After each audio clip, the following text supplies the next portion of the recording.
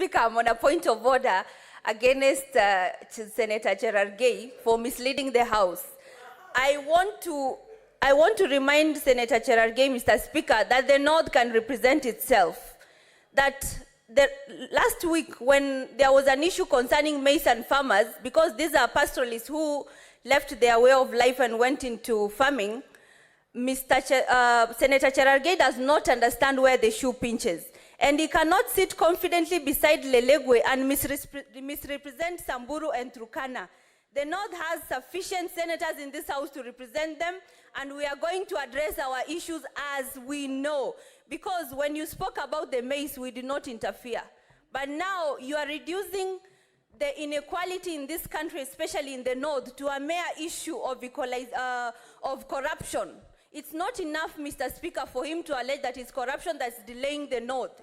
It is not enough. It's false and it's unfounded. Mr. Speaker, Senator Cherargei also needs to understand that there is a big difference between equity and equality. And that is far from corruption. Corruption may have contributed, but you cannot reduce the issues of marginalization in the North to corruption.